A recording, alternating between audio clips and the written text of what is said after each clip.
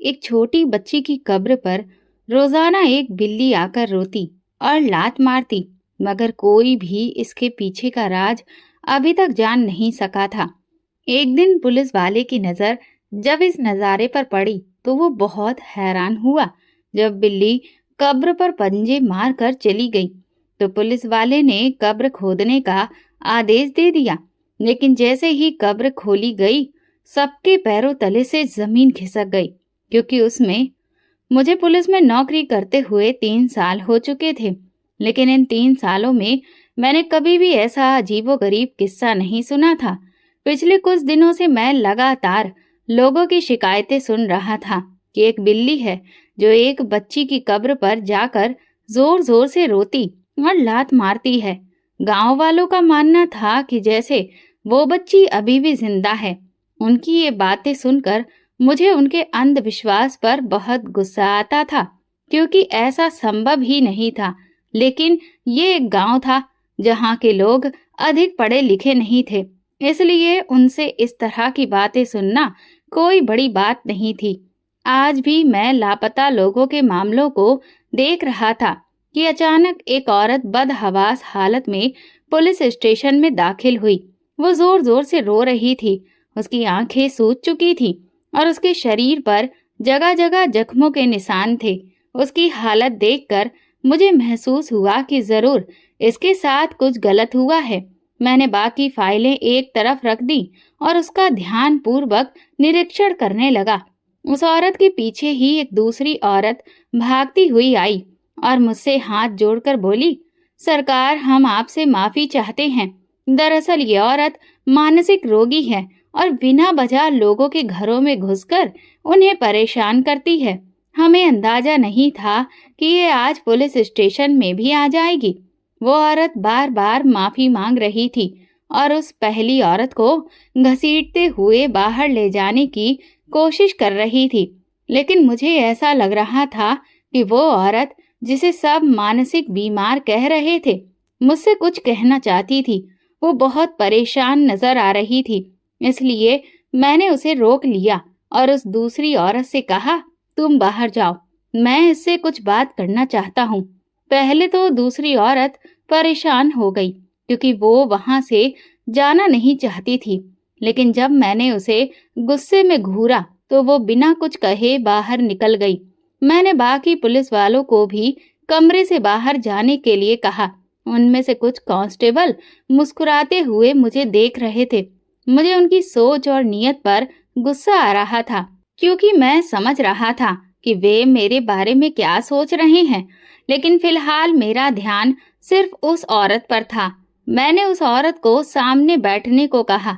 वो तुरंत बैठ गई और अजीब तरह से अपने बाल खुजलाने लगी। मैं उसके बोलने का इंतजार कर रहा था, लेकिन कमरे में बस खामोशी पसरी रही। जब मैंने उसे दोबारा पुकारा तो उसने मुझे ऐसे देखा जैसे किसी गहरी सोच से बाहर आई हो। फिर वो अचानक जोर जोर से रोने लगी।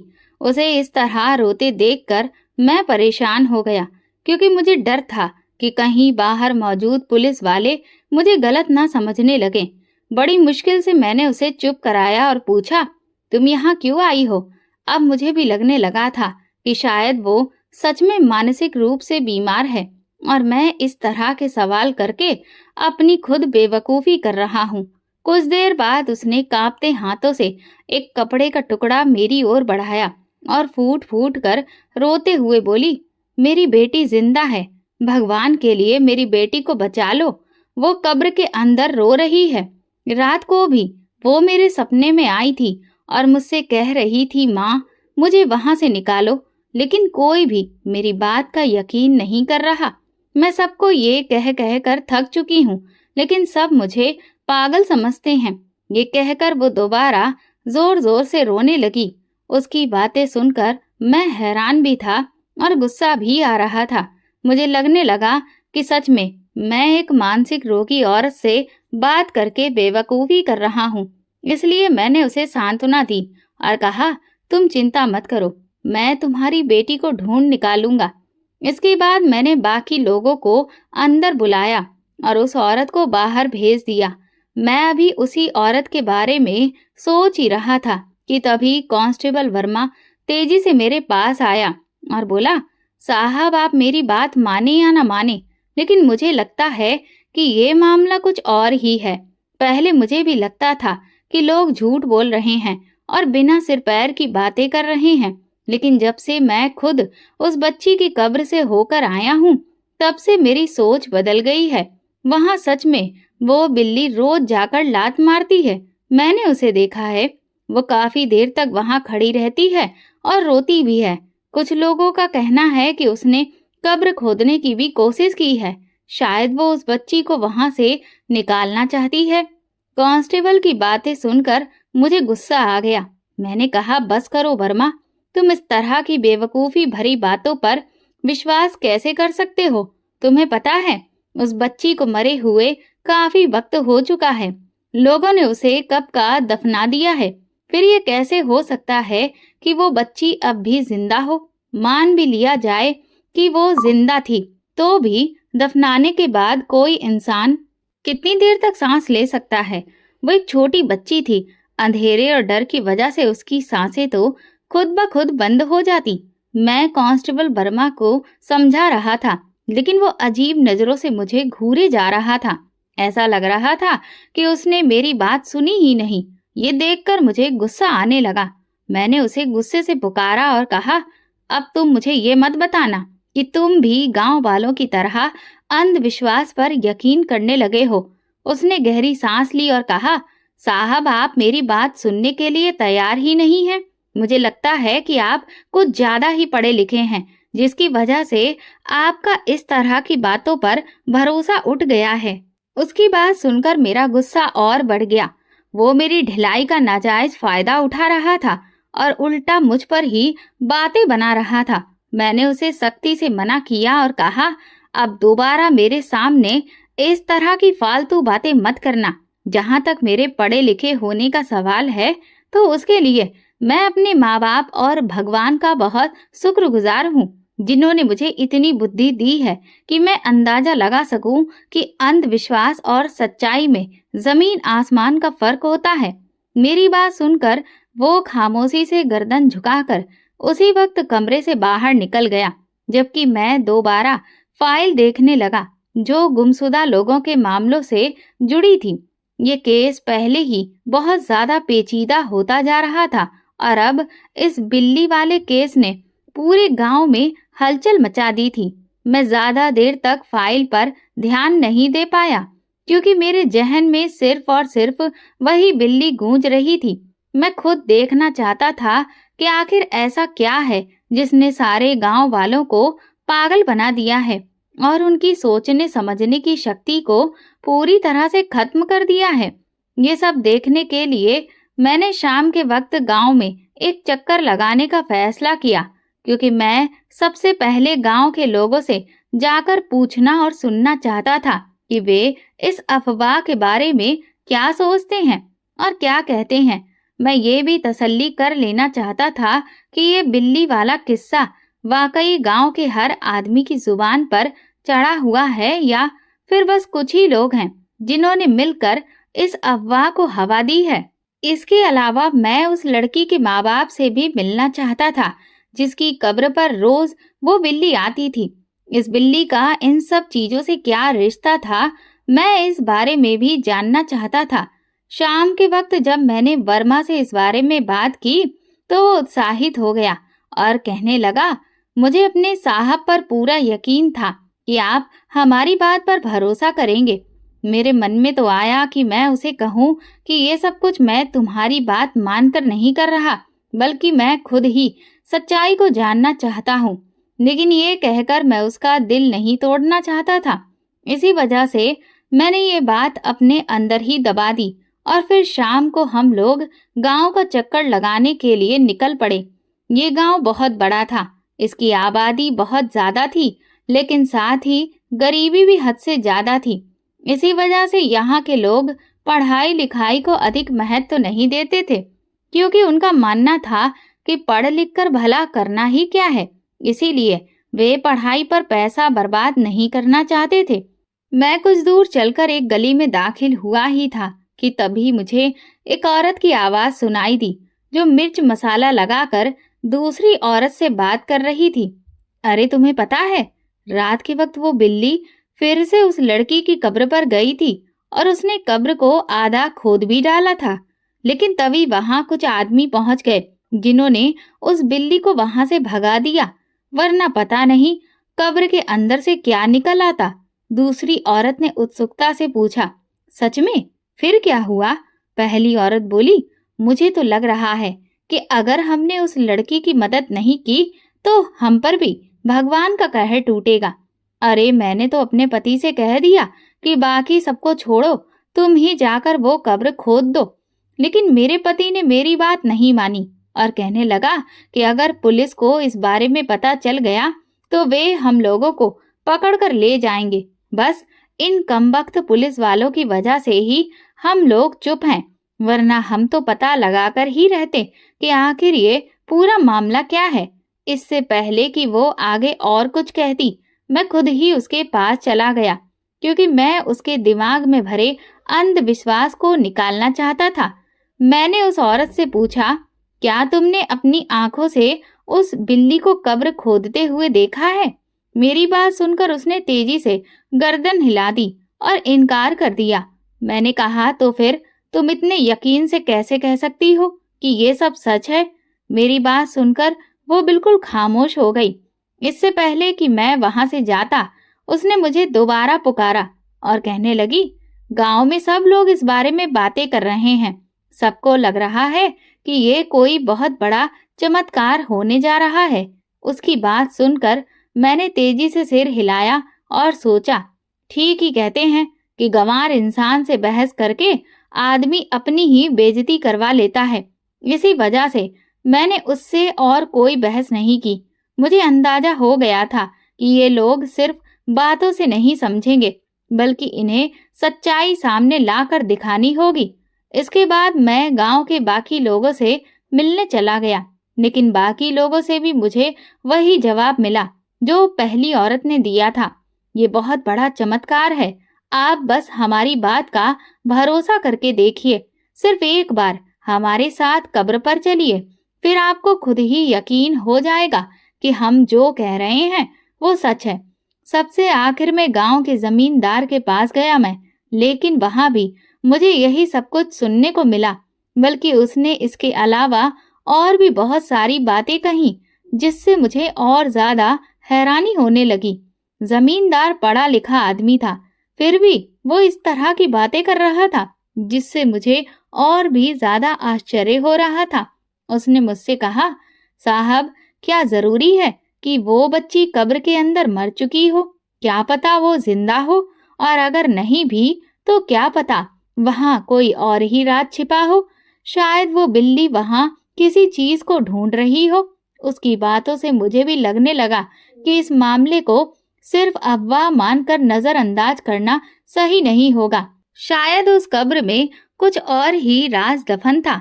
जब मैंने उससे ये बात कही तो उसने जल्दी से इनकार में सिर हिला दिया और कहने लगा, अरे साहब, ये आप कैसी बातें कर रहे हैं? ऐसा मुमकिन नहीं हो सकता। भला कोई इस तरह से कब्र को खोद सकता है?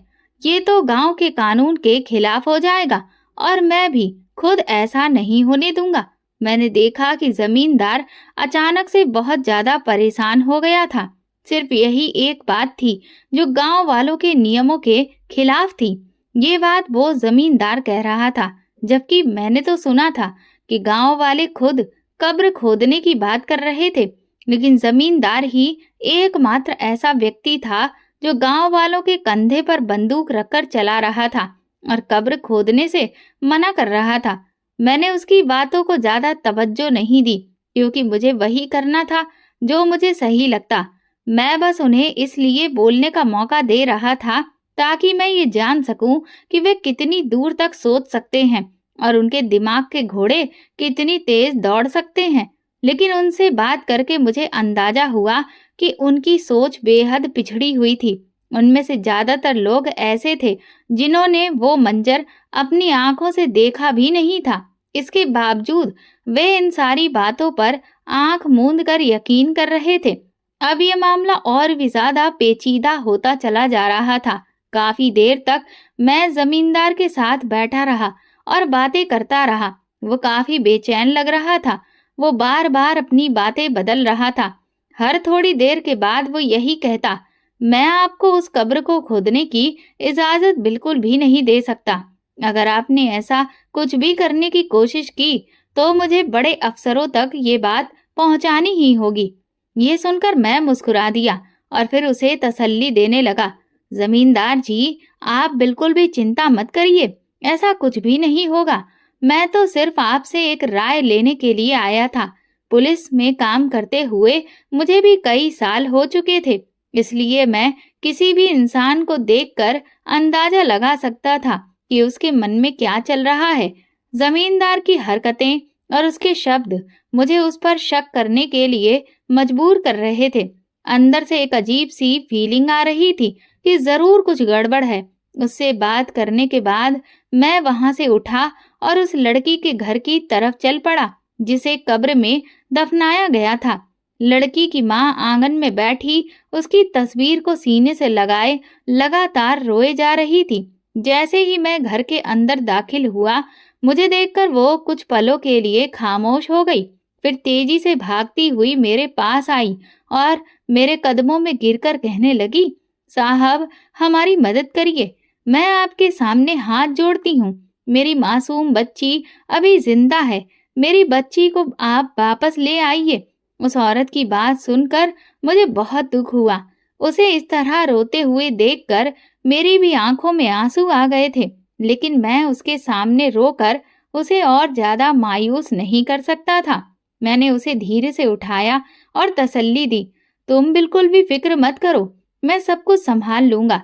थोड़ी देर बाद वो कहने लगी, वो बिल्ली रोज मेरी बेटी की कब्र पर जाती है और कब्र पर लात मारती है। मुझे यकीन है कि मेरी बेटी जिंदा है, इसी वजह से वो बिल्ली ऐसा करती है। मैंने उससे पूछा, क्या वो बिल्ली आपकी बेटी की पालतू थी? मेरी बात सुनकर उसने तेजी से हाँ में सिर हिला दिया और कहने लगी, जी हाँ, वो उसकी पालतू बिल्ली थी और तकरीबन 1 साल से उसके साथ ही रह रही थी। इसके बाद मैंने उससे 2-3 और सवाल किए, फिर वापस अपने पुलिस स्टेशन की तरफ चल पड़ा। वापसी में मेरा दिमाग पूरी तरह से उलझा हुआ था। एक पल के लिए तो मेरा मन किया कि मैं अभी जाकर कब्र को देखूं, लेकिन फिर मैंने सोचा कि अभी मेरे पास कोई आधिकारिक आदेश नहीं है। जब भी मुझे इस तरह का कोई काम करना पड़ता तो मुझे अपने वरिष्ठ अधिकारियों से अनुमति लेनी पड़ती थी। स्टेशन पहुंचते ही मैंने अपने सीनियर ऑफिसर को कॉल कर दी और उन्हें सारी बात बता दी। खुशकिस्मती से वो ऑफिसर मेरा दोस्त भी था। मेरी बात सुनकर वो भी हैरान रह गया और कहने लगा, क्या सच में ऐसा हो सकता है संजीव? तुम खुद सोचो, सिर्फ एक बिल्ली के लात मारने पर वे लोग कैसे ये कह सकते हैं कि वो बच्ची जिंदा है? मुझे तो ये कोई और ही मामला लग रहा है। मैंने उसकी बात से सहमति जताई और फिर जमींदार के बारे में भी उसे सारी जानकारी दी। मेरी बात सुनकर वो कुछ पलों के लिए खामोश हो गया, फिर कहने लगा, तुम्हें अंदाजा है कि वो जमींदार कितना जहरीला और चालाक इंसान है? मैंने उससे पूछा, तुम किस बारे में बात कर रहे हो? मुझे जमींदार के बारे में ज्यादा कुछ नहीं पता।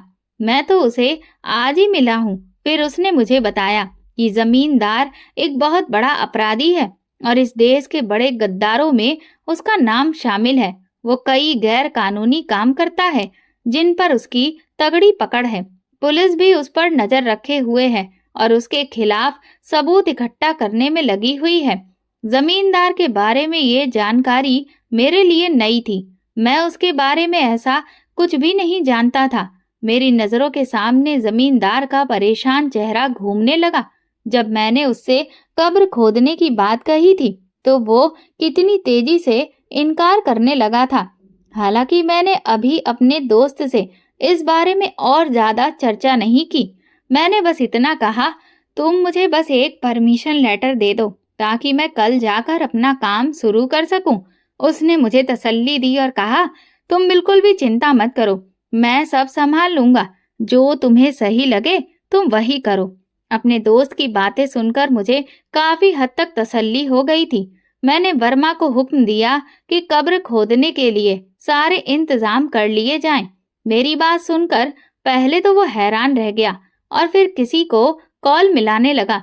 मेरे मन में न जाने क्या आया, इसलिए मैंने उससे कहा, आज तुम मेरे पास ही यहीं पर रुकोगे और अपना मोबाइल भी मेरे हवाले कर दोगे। शायद वर्मा को मुझसे इस तरह की कोई उम्मीद नहीं थी, इसलिए वो एक बार फिर से हैरानी से मेरी तरफ देखने लगा। इससे पहले कि वो इनकार करता, मैंने उसे दोबारा से आदेश दिया और धमकी भी दी, अगर तुमने मेरी बात नहीं मानी तो मैं तुम्हें नौकरी से निकाल दूंगा। मेरी बात सुनकर उसके चेहरे पर डर के भाव साफ नजर आ रहे थे। मुझे इस तरह गुस्से में देखकर वो कहने लगा, साहब आप मुझे माफ कर दें, मैं बस आपको अपना मोबाइल देने ही वाला था। ये कहकर उसने अपना मोबाइल जल्दी से मेरे हवाले कर दिया। मैंने पहले ही इंतजाम करने के लिए कहा था, लेकिन अब उसकी इस तरह की हरकतें देखकर मुझे अंदाजा हो गया था कि ये आदमी जरूर कोई ना कोई गड़बड़ कर देगा। इसीलिए मैंने तुरंत एक और कांस्टेबल को बुलाया और उसे कब्र खोदने का इंतजाम करने के लिए कहा। पहले मैं सोच रहा था कि कल जाकर ये सारा काम करवाऊंगा, लेकिन अब मुझे अंदाजा हो गया था कि अगर मैंने इसे टाल दिया तो शायद बहुत देर हो जाएगी। मैं चाहता था कि ये काम रात के अंधेरे में ही कर लिया जाए। मैं कब्र वाले इलाके में पहुंच गया था। मैंने देखा कि कब्र से थोड़ी ही दूरी पर एक बिल्ली बैठी हुई थी। हमें वहां देखकर वो ऊंची आवाज में चिल्लाने लगी। उसे चिल्लाता देखकर बर्मा जल्दी से मेरे पीछे छुप गया। बर्मा को इस तरह डरते हुए देखकर मुझे बहुत गुस्सा आया। मैं सोच भी नहीं सकता था कि एक पुलिस वाला इस कदर डरपोक हो सकता है। मैंने गुस्से से उसे सामने आने के लिए कहा। कांपते हुए वो दोबारा मेरे साथ आकर खड़ा हो गया। मैं बिल्ली की तरफ बढ़ने लगा। मुझे देखकर वो लगातार पीछे हटती जा रही थी और अचानक ही वो वहां से भागने लगी। वर्मा चिल्लाने लगा, साहब इसके पीछे मत जाइए, मुझे लग रहा है कि ये कोई और ही मामला है। मगर मैंने उसकी बात नहीं सुनी। बिल्ली थोड़ी ही दूरी पर थी। इससे पहले कि मैं उसे पकड़ता, अचानक मुझे तेज फायरिंग की आवाज सुनाई दी। इसके साथ ही मुझे बर्मा के चीखने की आवाज भी सुनाई दी। साहब, वहाँ कुछ लोग हैं जो फायरिंग कर रहे हैं। मेरा ध्यान बिल्ली से हट गया और मैं तेजी से बर्मा के साथ उस तरफ चल दिया, लेकिन मैंने अपने बाकी साथियों को कब्र के पास ही रुकने के लिए कहा। जब मैं वर्मा के साथ वहां पहुंचा तो वहां कोई भी नहीं था। मुझे हद से ज्यादा हैरत हो रही थी। थोड़ी देर बाद वहां से एक बूढ़ा आदमी निकला। वो मुझसे बोला, सुनो पुलिस वाले, रात के अंधेरे में ये काम मत करो। सुबह रोशनी में सब गांव वालों के सामने ये सब करना, ताकि दूध का दूध और पानी का पानी हो जाए। अभी अगर तुम्हें कुछ पता भी चल जाता है तब भी कोई तुम्हारी बात पर यकीन नहीं करेगा, क्योंकि गांव वाले अंधविश्वासी लोग हैं। मैंने गहरी सांस ली और ना चाहते हुए भी अपने लोगों को लेकर वापस आ गया। लेकिन मैंने 2 काबिल भरोसेमंद लोगों को वहां पर छोड़ दिया। ना जाने क्यों मुझे ऐसा लग रहा था कि अगर हम सभी लोग वहां से चले गए तो रात में कुछ ना कुछ जरूर ऐसा हो जाएगा जो सब कुछ बदल देगा। वो पूरी रात मैंने जागते हुए इसी मामले के बारे में सोचते हुए गुजारी। सुबह तड़के ही मेरी आंख लग गई थी, लेकिन मैंने एक अजीबोगरीब सपना देखा जिसकी वजह से मैं डर के मारे उठ बैठा। मेरा पूरा शरीर पसीने से भीगा हुआ था और दिल तेजी से धड़क रहा था। मैंने सपने में देखा कि एक बच्ची कब्र से बाहर निकलती है, तेजी से मेरे पास आकर मेरा गिरेबान पकड़ लेती है और गुस्से में कहती है, तुम्हें अच्छे से पता था कि मैं जिंदा हूँ, लेकिन इसके बावजूद भी तुम मेरी मदद करने नहीं आए। तुम्हारी वजह से इन जालिमों ने मुझे मार दिया। इसके बाद वो बच्ची मेरा गला कसकर पकड़ लेती है। इससे पहले कि वो सपने में मेरी जान ले लेती, अचानक मेरी आंख खुल गई। मेरी हालत देखकर पास में बैठा बर्मा परेशान हो गया और पूछने लगा, साहब क्या हो गया? आप इस तरह पसीने में क्यों भीगे हुए हैं? कहीं आपने कोई डरावना सपना तो नहीं देख लिया?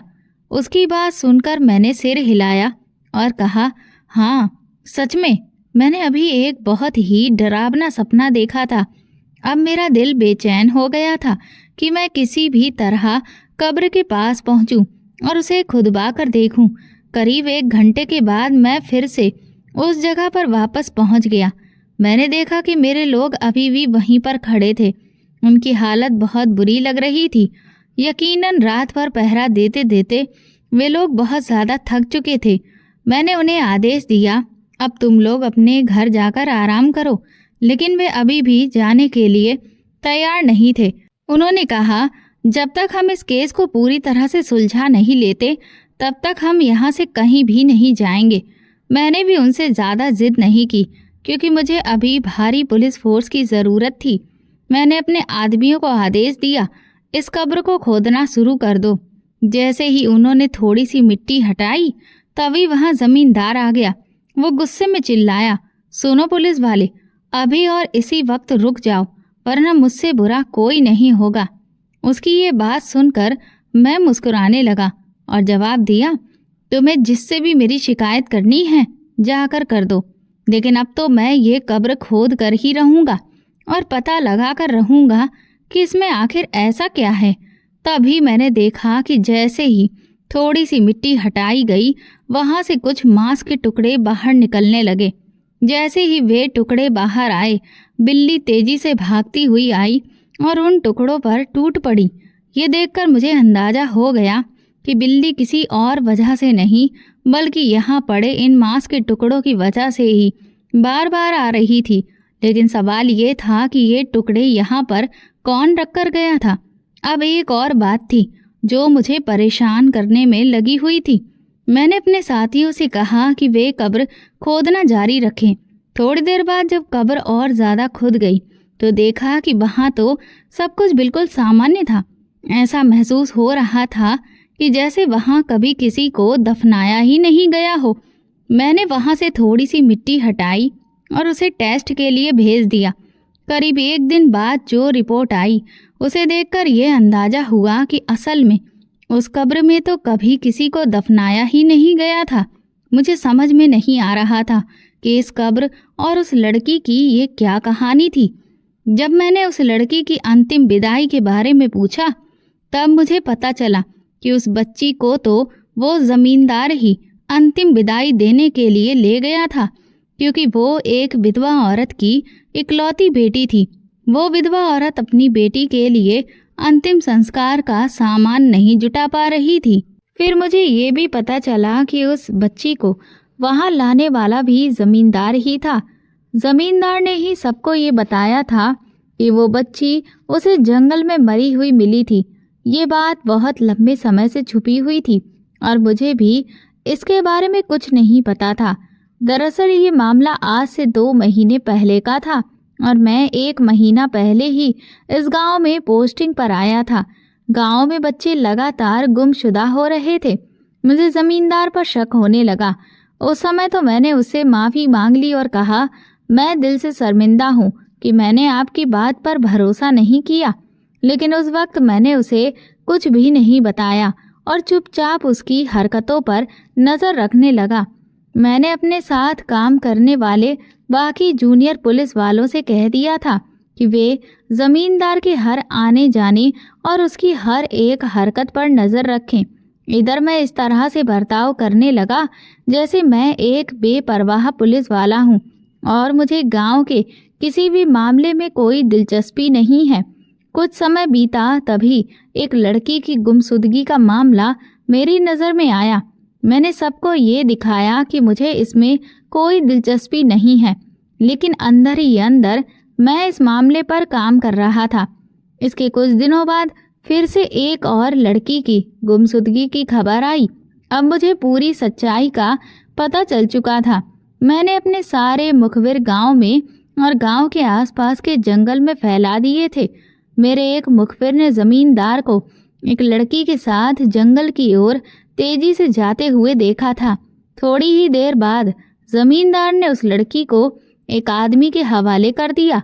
मेरे आदमियों ने जब उस आदमी का पीछा किया तो पता चला कि जंगल के बीचों बीच एक खुफिया सुरंग थी जहां ये जमींदार उन बच्चियों को ले जाता था।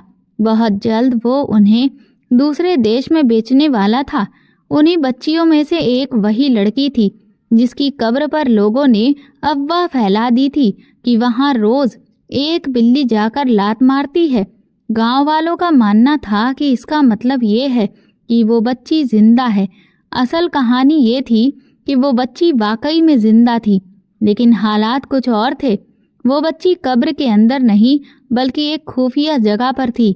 मैंने जमींदार को रंगे हाथों पकड़ लिया और अपने बाकी अफसरों की मदद से उसे सजा दिलाने में भी कामयाब हो गया। इसके बाद गांव वालों को पता चल गया कि इस अफवाह में कोई भी सच्चाई नहीं थी, बल्कि जमींदार ने अपने गुनाहों को छुपाने के लिए ही ये अंधविश्वास गांव वालों के दिमाग में डाल दिया था, ताकि वो इस अंधविश्वास की आड़ में अपने काले कारनामों को अंजाम देता रहे और किसी को भी उस पर शक ना हो। ये सच्चाई जानने के बाद गांव के तमाम लोग बहुत ज़्यादा शर्मिंदा थे। तब उन्हें एहसास हुआ कि कभी भी सुनी सुनाई बातों पर यकीन नहीं करना चाहिए, बल्कि हमेशा सच्चाई का पता लगाना चाहिए। मैं भले ही कुछ समय के लिए ही इस इलाके में काम करने गया था, लेकिन इसके बाद मेरा ट्रांसफ़र होकर दूसरी जगह पर हो गया। लेकिन पिछली जगह के लोग मुझे आज भी याद करते हैं और मेरी बहुत तारीफ करते हैं। दोस्तों, अगर आपको हमारी कहानी पसंद आई हो तो कमेंट करके ज़रूर बताइए। वीडियो को लाइक करें और ज़्यादा से ज़्यादा शेयर करें। अगर आप चैनल पर नए हैं तो सब्सक्राइब ज़रूर करें और नोटिफिकेशन बेल को दबाएं ताकि अगली अपडेट सबसे पहले आपको मिले।